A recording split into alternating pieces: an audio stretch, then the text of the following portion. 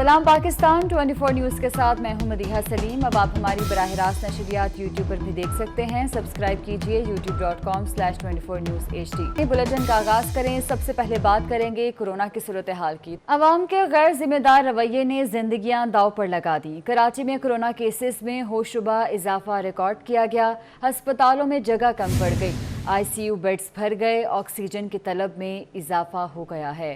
Corona के वार जारी हैं और बड़ी तेज़ी से चौथी लहर फैल रही है, जबकि अवाम के गैर जिम्मेदार रवैये ने भी जिंदगियां दाव पर लगा दी हैं। कराची में कोरोना केसेस में होशरुबा इजाफा देखा गया।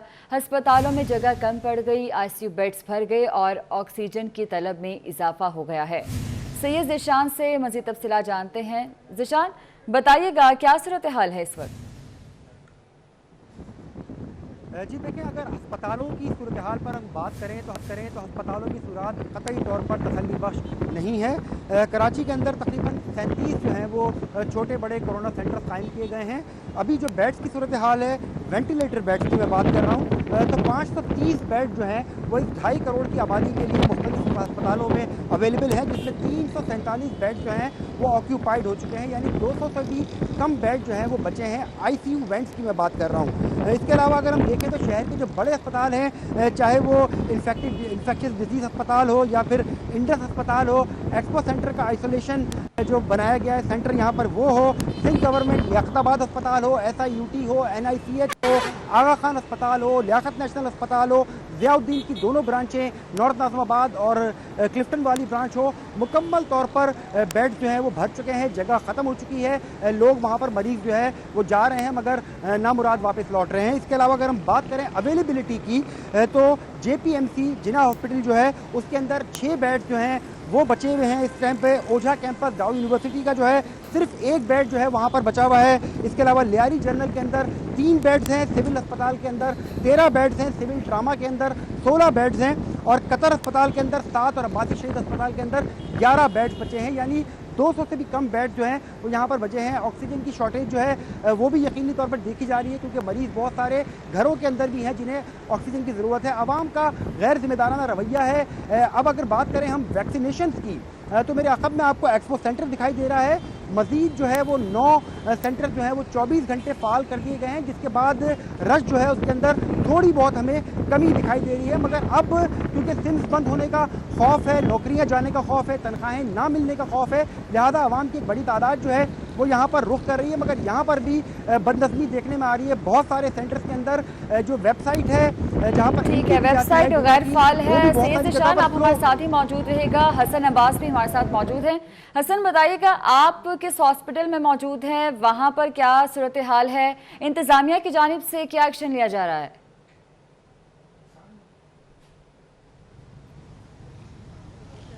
जी देखिए, मैं आपको जिना अस्पताल कराची से रिपोर्ट कर रहा हूं। अगर हम बात करें कोरोना वायरस के हवाले से तो हर गुज़रे दिन के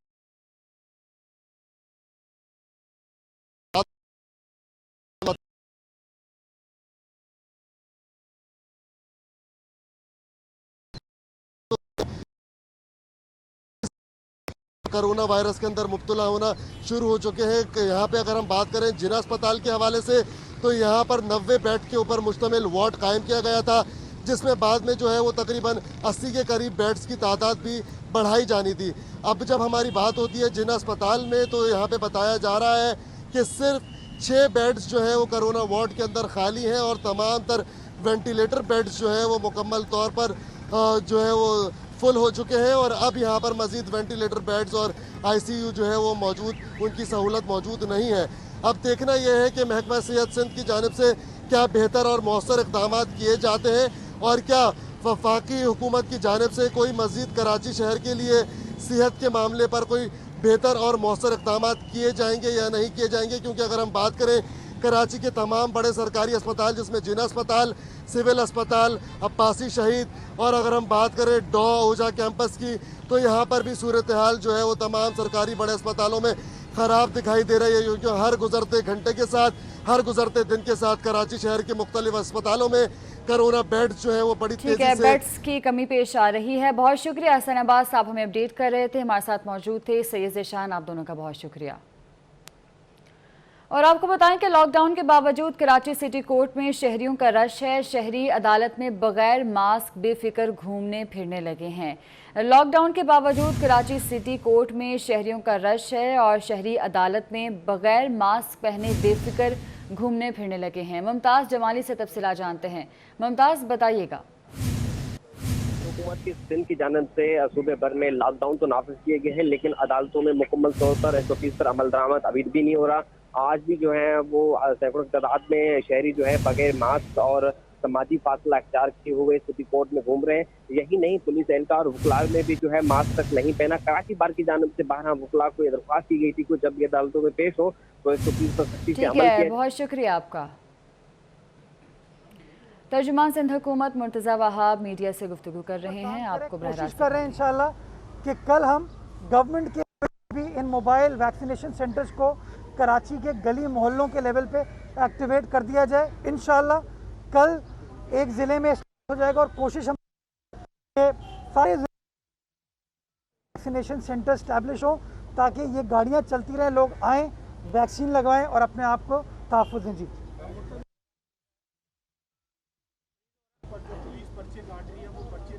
बहुत सारे दुकानदार ऐसे हैं जो बाज नहीं आते या कारोबार करते हैं, पुलिस FIR करती है, इनको किस तरीके से मैंने ये अदालत का फैसला नहीं देखा, मुझे नहीं पता, इसलिए मैं कमेंट नहीं कर सकता।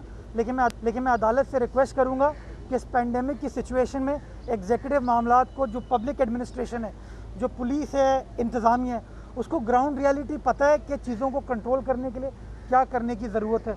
तो वह अगर सेक्शन 144 कानून में दर्ज है, अगर कानून के मुताबिक सही तरीके से किसी के साथ ज़्यादती ना करें, अगर सही तरीके से अपने इख्तियारात को इस्तेमाल करते हैं, तो मैं समझता हूँ उनको सपोर्ट करने की ज़रूरत है। लेकिन अगर इंतज़ामिया गलत चीज़ करेगी, किसी के साथ ज़्यादती करेगी, तो मैं उसको भी कंडेम करूँगा और मैं चाहूँगा कि वो लोग जो अपने इख्तियारात का गलत इस्तेमाल करते हैं उनके खिलाफ कार्रवाई की जाए। जी ख़ाब जी खत्म जी जी ये आम लोगों को शिकायत है कि करप्शन बहुत ज़्यादा है, लेकिन उसका जो नेशनल एंटी करप्शन 8 महीने में सिर्फ एक केस सूबाई एंटी करप्शन सूबे से करप्शन खत्म कर दिए, मेरे पास इस वक्त की आदात नहीं है, कमेंट नहीं कर सकता। मैं एक रिक्वेस्ट कर सकता हूँ आपको कि मास्क सही से पहने। हम लोगों को तलकीन तब कर पाएंगे जब हम खुद उन चीज़ों को फॉलो कर रहे होंगे। तो मैं हाथ जोड़ के, मेरे पास नंबर्स नहीं है, मैं गलत बयानी नहीं करता, मैं किसी और हुकूमत का तर्जुमान नहीं हूँ जो कि बात कर देते हैं। मैं चीज़ों को चेक करने के बाद फिर बात करता हूँ। थैंक यू जी। सिंध हुकूमत वहाब मीडिया से गुफ्तगू कर रहे हैं, आपको बराह रास्त दिखा रहे थे। खबरों के सिलसिले को आगे बढ़ाएं और आपको बताएं कि डेरा गाजी खान में बैरून मुल्क जाने के ख्वाहिशमंद अफराद को मुश्किलात का सामना है। शहरियों का कहना है वैक्सीनेशन सेंटर पर रहनुमाई नहीं की जा रही, दुश्वारी का सामना है। बैरून मुल्क जाने के ख्वाहिशमंद शहरियों का वैक्सीनेशन रिकॉर्ड भी कंप्यूटराइज्ड ना हो सका। वैक्सीनेशन सेंटर्स पर शहरियों के रश के बायस SOPs भी नज़रअंदाज हो रहे हैं। रज़ा मलिक से मज़ीद तफसीलात जानते हैं। रज़ा मलिक, बताइएगा किन किन मुश्किलात का सामना है शहरियों को? जी बिल्कुल, देखिए ये कोरोना वैक्सीनेशन सेंटर है जहाँ कोरोना SOPs की ही धज्जियाँ बिखर गई हैं और इतना शदीद रश है इस हफ्ते के मौसम में। और तमाम लोग जो यहाँ मौजूद हैं उनमें 3 तरह के लोग मौजूद हैं। एक तो वो लोग जो पाकिस्तान के लिए कीमती ज़रिए मुबादला कमा कर ला रहे हैं, ओवरसीज पाकिस्तानी हैं जो वैक्सीनेशन लगवाने के लिए आए हैं। लेकिन यहाँ एक बड़ी तादाद ऐसे पाकिस्तानियों की भी मौजूद है, ओवरसीज पाकिस्तानियों की, जिनको वैक्सीनेशन की पहली डोज तो लग चुकी है लेकिन उनका रिकॉर्ड ऑनलाइन नहीं हुआ है और अब उनकी मुद्दत जो है वो दूसरी उनको डोज लगनी है। और वहाँ ये मुसलसल यहाँ मौजूद है कि उनका रिकॉर्ड ऑनलाइन हो ताकि वो जो अपना एक लीगल पोजीशन है उसको क्लियर कर सके और अपने सफर के हवाले से जो है वो तैयारी कर सके। लेकिन उनका किसी किस्म का यहाँ रिकॉर्ड ऑनलाइन मौजूद नहीं है। इस हवाले से शदीद धक्कम पेल और रश का समा है और कोरोना SOPs की किसी किस्म का भी चार्ज है वो नहीं रखा जा रहा है। एक बेदस्तोपा का आलम है यहाँ पे। और जो सबसे बड़ी बात है एस्ट्राजेनेका की 800 डोजेज मौजूद हैं, जबकि सैकड़ों की तादाद में यहाँ ऐसे ओवरसीज पाकिस्तानी मौजूद हैं जिन्हें पहली और दूसरी डोज जो है वो एस्ट्राजेनेका की लगनी है, जबकि मॉडर्ना की। ठीक है, बहुत शुक्रिया रजा आपका। लिया में दरियाए सिंध में तुग़यानी सैलाब ने नशेबी इलाकों में तबाही मचा दी। मुतअद्दिद रिहायशी बस्तियों में सैलाबी पानी दाखिल हो गया। सैलाबी पानी ने हज़ारों एकड़ पर खड़ी फसलों को तबाह कर दिया। गदारा, सराई और चांडिया बस्ती और दीगर पुख्ता सड़कें बह जाने से ज़मीनी राब्ता मुनक़ता हो गया है। सूरत हाल क्या है, जाहिद सरफराज से जान लेते हैं। जाहिद सरफराज, आगाह कीजिएगा। बिल्कुल, मानसून बारिशों के बाद दरिया सिंध में से पानी की सतह बुलंद होने से लिया के मकाम पर सैलाबी सूरत हाल है, जिसके बाद यहाँ पर लिया के जो नशेबी इलाके हैं यहाँ पर तबाही मची हुई है। मैं मौजूद हूँ बस्ती गाड़ा के अंदर, यहाँ पर जो है सड़कें हैं वो भी यहाँ पर सैलाबी पानी के अंदर बह चुकी है। कैमरा मैंने इस तरफ अगर आपको दिखा रहा होगा, यहाँ बस्ती गाड़ा के अंदर सड़क है वो इस सैलाब की नज़र हो चुकी है, जिसके बाद यहाँ पर जो बस्ती गाड़ा का ज़मीनी रास्ता है वो मुनक़ता हो चुका है। यहाँ पर जो शहरी हैं वो शदीद परेशानी का शिकार हो चुके तेल, इसके साथ साथ कपास, गन्ना और दीगर जो फसलात हैं वो पानी की वजह से तबाह हो चुके। कुछ हमारे साथ शहरी मौजूद हैं, उनसे बात करते हैं। गरीब आवाम लोगों के फसलात थे सारे ख़त्म हो चुके हैं और लोग परेशान हैं बहुत ज़्यादा। और जितने ही कमान थे, गन्ना थी, मूंगी और जो भी फसल थे सारे तबाह हो गए हैं। जी बिल्कुल, तमाम जो लोग हैं यहाँ पर मुतालबा कर रहे हैं कि रिलीफ के इकदाम किए जाए। कैमरा मैन अगर आपको इस तरफ दिखा रहा होगा, यहाँ पर सूरत हाल ये कि जो मकानात हैं, जो लोगों के घर हैं वो भी सैलाबी पानी की नज़र हो चुके हैं, जिसकी वजह से शहरियों का घरों से निकलना भी महाल हो चुका है। और शहरी मुतालबा कर रहे हैं कि फौरी तौर पर यहाँ पर जो हुकूमत है रिलीफ कैंप करने के साथ साथ यहाँ पर जो है रिलीफ के इकदाम किए जाएँ ताकि उनकी जो ठीक है, बहुत शुक्रिया आपका। FBI ने रियल एस्टेट और ज्वेलर्स के गैर दस्तावेज लेन देन की निगरानी शुरू कर दी है। FBI ने रियल एस्टेट और ज्वेलर्स की निगरानी के लिए डायरेक्टोरेट कायम कर दिया है। आपको अपडेट कर रहे हैं, FBI इन एक्शन है और रियल एस्टेट और ज्वेलर्स के गैर दस्तावेज लेन देन की निगरानी शुरू कर दी है। इस हवाले से तफसीलात जानेंगे, अशरफ खान हमारे साथ मौजूद हैं। अशरफ, बताइएगा। जी, FBI एक्शन में आ गया है और FBI ने फाइनेंशियल एक्शन टास्क फोर्स की शर्त के तहत रियल एस्टेट और ज्वेलर्स को गैर कानूनी दस्तावेज लेन देन की निगरानी शुरू कर दी है। FBI ने ज्वेलर्स और रियल एस्टेट की निगरानी के लिए director general of non financial business और प्रोफेशन दफ्तर कायम कर दिया, अमला भी तैनात कर दिया। एंटी मनी लॉन्ड्रिंग एक्ट 2010 के तहत इन कारोबार पर काले धन के इस्तेमाल की निशानदेही करेगा। और साथ में हुकूमत ने दिसंबर 2020 में काले धन की फाइनेंसिंग की निगरानी के लिए कानून साजी की थी। और FBI ने रियल एस्टेट एजेंट्स और ज्वेलर्स के लिए मशकूक लेन देन की रिपोर्टिंग के लिए हिदायत जारी की थी, जिससे मजीद पेशरफ्त हुई है और सिस्टम बनाया गया है कि जो मशकूक लेन देन होगा उस पर लाल झंडे का साइन आ जाएगा। और मॉनिटरिंग की सरगर्मी को तेज करने के लिए FBI ने जो डायरेक्टरेट कायम किया वो इसकी निशानदेही करेगा। इससे मुतल्लिक तमाम कारोबार में जो लेन देन होगा, जो गैर कानूनी होगा, जो काला धन होगा, उसकी निशानदेही हो सकेगी। ठीक है, बहुत शुक्रिया आपका।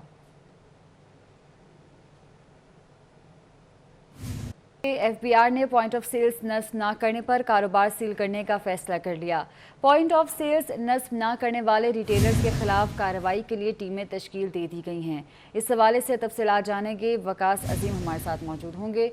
वकास अजीम, बताइएगा किस तरह से कार्रवाई की जाएगी इनके खिलाफ? जी, फेडरल बोर्ड ऑफ रेवेन्यू ने यह फैसला किया है कि रवा माली साल के दौरान तकरीबन 50,000 के करीब बड़े बड़े जो कारोबारी मराकज़ हैं वहां पर पॉइंट ऑफ सेल नस्ब किए जाएंगे। और सिर्फ जुलाई के महीने में SBR ने इस हिकमत अमली पर अमल दरामद करते हुए अब तक 11,000 के करीब पॉइंट ऑफ सेल नस्ब कर दिए हैं। और ज़राए का ये कहना है कि अब SBR ने यह फैसला किया है कि ऐसे कारोबारी मराकज़ जहाँ पर पॉइंट ऑफ सेल नस्ब नहीं किए जाएंगे उनको फौरी तौर पर सील कर दिया जाएगा। और इस सिलसिले में SBR ने अपनी टीमें तश्कील दे दी हैं। ज़राए का ये कहना है कि पॉइंट ऑफ सेल नस्ब न करने पर SBR अफसरान को कारोबार सील करने का इख्तियार दे दिया गया है।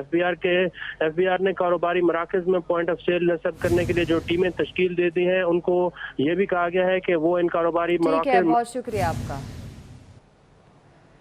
कराची में बादल बरस पड़े, मुख्तलिफ इलाकों में बूंदाबांदी जारी है। महकमा मौसमियात के मुताबिक आइंदा 24 घंटों में वक्फे से हल्की बारिश जारी रहेगी। मौसम का मज़ीद अहवाल जानते हैं रबिया खान से। रबिया, बताइएगा। जी बिल्कुल, कई रोज़ से जारी कराची में गहरे बादलों का जो राज है वो बरकरार है और आज भी शहर के मुख्तलिफ इलाकों में वक्फे से बूंदाबांदी का सिलसिला जारी है। महकमा मौसमियात की अगर बात की जाए तो उनकी जानिब से पेशन गोई की गई है कि आइंदा आने वाले दिनों में भी शहर का जो खूबसूरत मौसम है वो इसी तरीके से बरकरार रहेगा। कल भी शहर के मुख्तलिफ इलाकों में ठंडी हवाओं का राज रहेगा और साथ साथ हल्की बूंदाबांदी का सिलसिला जो है वो भी जारी रहेगा। दर्जा हरारत की अगर बात की जाए तो शहर का इस वक्त दर्जा हरारत जो है वो 30 डिग्री सेंटीग्रेड है, जबकि महकमा मौसमियात के मुताबिक आज ज़्यादा से ज़्यादा दर्जा हरारत 31 डिग्री सेंटीग्रेड तक रहने का इम्कान है। ठंडी हवाओं का सिलसिला जारी है, समंदरी हवाएं चल रही हैं जिसके बायस जो है वो मौसम काफ़ी ठंडा और जो है वो मज़ीद खुशगवार हो गया है। जी ठीक है, बहुत शुक्रिया आपका। और खबर देंगे आपको, कोरोना वैक्सीनेशन सेंटर्स 24 घंटे फाल रखने का भी कोई फायदा ना हुआ। वैक्सीनेशन से कबल भरा जाने वाला फॉर्म खत्म हो गया है। जिशान अहमद से सूरत हाल जानते हैं। जिशान अहमद, बताइएगा इस हवाले से। जी देखिए, 114 वैक्सीनेशन सेंटर में से तकरीबन 10 वैक्सीनेशन सेंटर ऐसे हैं जिन्हें 24 घंटे फाल रखने का फैसला कल किया गया था। आज वो सेंटर फाल तो हमें दिखाई दे रहे हैं, पब्लिक का रश जो है वो जो मरकजी वैक्सीनेशन सेंटर थे उनमें थोड़ा सा कम हमें दिखाई दे रहा है, मगर पब्लिक की मुश्किलात जो हैं वो कम होती दिखाई नहीं दे रही हैं। नॉर्थ कराची का सेंटर है जहाँ पर वैक्सीनेशन से पहले भरने वाले फॉर्म जो हैं वो खत्म हो गए। अब तक फॉर्म जो है दस्तयाब नहीं है और लोगों का एक जम्मे गफीर जो है वो वहाँ पर जमा है, वेट कर रहा है कि कब फॉर्म आए और कब वो भरकर अपनी वैक्सीनेशन करवा सकें। इसी तरह गुलशन मीमार का इलाका है, वहाँ पर जो है वो लोग काफ़ी सुबह पहुँच गए थे, मगर अमला जो है वो वहाँ पे गायब था। अमला जो है वो 3-4 घंटे लेट आया है और इसी तरह की शिकायत जो है वो हमें शहर के मुख्तलिफ वैक्सीनेशन सेंटर से मिली है कि या तो अमला बिल्कुल ही गायब हो गया या फिर जो है वो देर से पहुँचा। तो लोग बहुत शुक्रिया आपका। और इसके साथ ही न्यूज़ स्टूडियो से फिल वक्त इतना ही।